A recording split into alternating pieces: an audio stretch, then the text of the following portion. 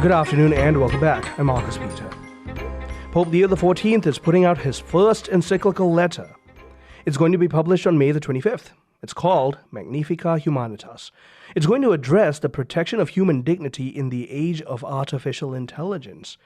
Dr. Matthew Bunson, Vice President and Editorial Director of EWTN News, joins us. Matthew, my friend, it's so great to speak with you. How are you? I'm doing very well. How are you? I'm very, very well, thank you.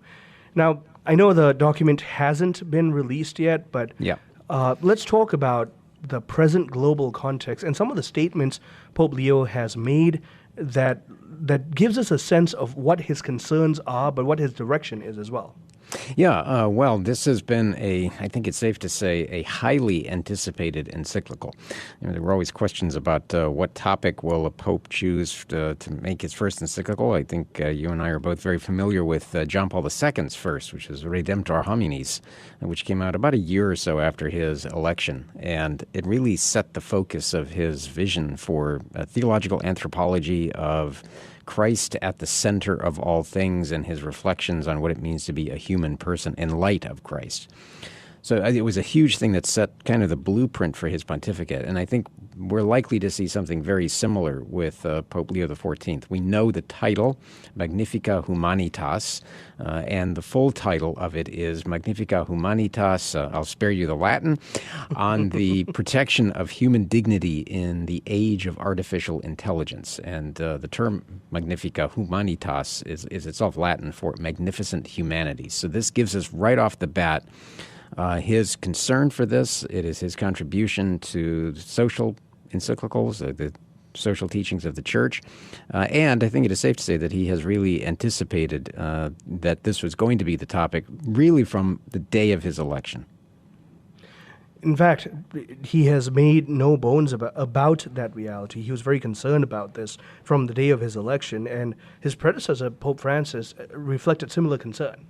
Yeah, he did. And much credit has to go to Pope Francis, the late Holy Father, who really was ahead of the curve. You and I have talked about this on a couple of occasions.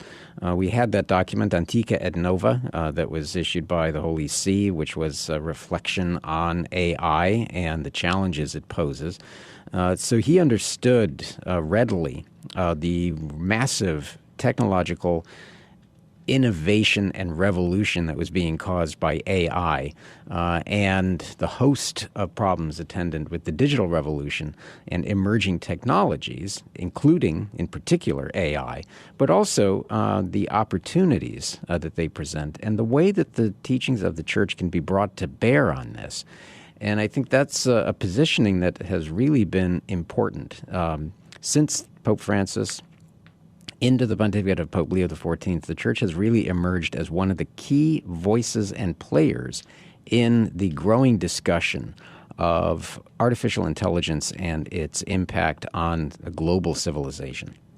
In fact, if I'm remembering correctly, Antica et Nova was, I'm going to phrase this very carefully, it was uncharacteristically rapid. As far as the Church response is concerned to a present cultural issue, which shows, at least it showed me, just how seriously the then Francis magisterium and now the Leonine magisterium is taking it. Yeah, I think we're seeing in some ways, to use a traditional term, an escalation of the Church's response to AI. We had this document coming out in 24 under Pope Francis. Now we will have a formal encyclical, which, of course, as we know, becomes part of the ordinary magisterium, as an encyclical does. It is a significant document. But it is also then placing us and placing Pope Leo in particular in direct continuity with the remarkable writings of the popes over the last 135 years. In fact, we've just celebrated on May 15th the 135th anniversary, marking Pope Leo XIII's 1891 encyclical on capital and labor, Rerum Novarum, of new things, that really it has been called the Magna Carta of Catholic social teaching and really plunged the world headlong in the Church's understanding of the challenges that the world is facing with the Industrial Revolution, and now Pope Leo XIV is addressing the technological revolution. And I think that this is going to be a very significant document. Would it be a little premature to say that this would therefore be Leo XIV's Rerum Novarum? Well, I think it may very well be that. It may also be, in some ways, his Redemptor Hominis. And what I mean by that is it will give us a blueprint into his vision for the church and the world going forward. I mean, he's certainly aware of two things. He has talked about the treasure as he has used it. He's used that word treasury of the church's social teachings. He is aware of how those teachings were applied to the Industrial Revolution by Leo XIII. But he's also, as he's saying, that the importance here is to recognize that the field of artificial intelligence poses, as he put it just a few days after his election, new challenges for the defense of human dignity, justice, and labor.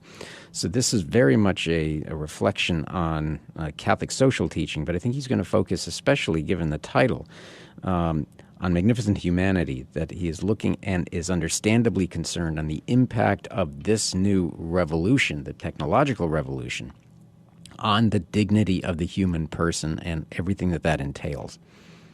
Pope Leo has already made certain very clear comments on the reality of human nature, the human soul.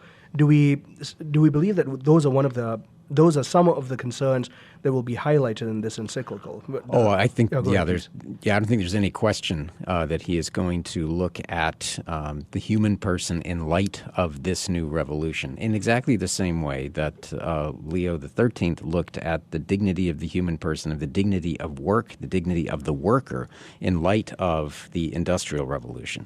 So obviously our focus in Catholic social teaching is always on the dignity of the human person, on the pursuit of the common good, on issues like solidarity and subsidiarity. But I think Pope Leo, as we have seen, has, as you noted, has reflected on the nature of the human person.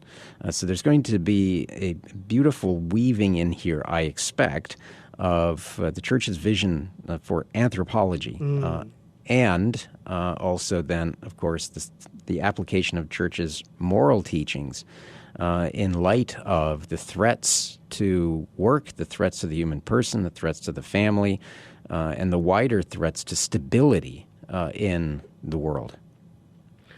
We definitely have other concerns going on in the global sphere right now, and this undoubtedly is a major one. So I'm really glad that the Pope is seeing fit to address this.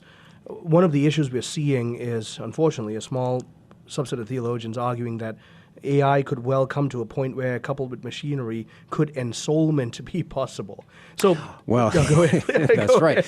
Well, I mean, it's a fascinating conversation, and it's one worth having from a theological standpoint, because these are the questions that people are raising. Because one of the things that is attaching itself to the discussions of AI is also a thing like transhumanism.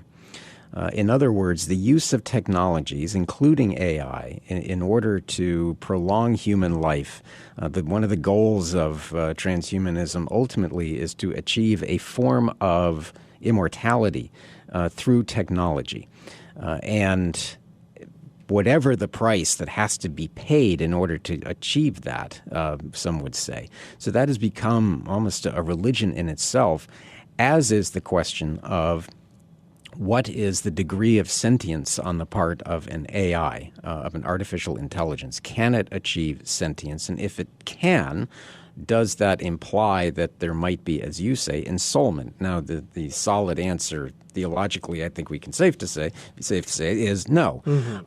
But that is certainly not going to be dismissed by a lot of people, including the average person, and I dare say many average Catholics who might say, well, wait, is this possible given the level of intelligence, given the power that AI seems to be wielding? And that's something that has to be addressed by the Church very forcefully. Well, Matthew, thank you so much for jumping on to tell us about this. I really appreciate your time. Yeah, looking forward to the encyclical. My guest has been Dr. Matthew Bunson, Vice President and Editorial Director of EWTN News. He, like me, are waiting to read Pope Leo XIV's first encyclical, Magnifica Humanitas, and to see what it says about the dignity of the human person. Stay tuned, I'm Marcus Peter.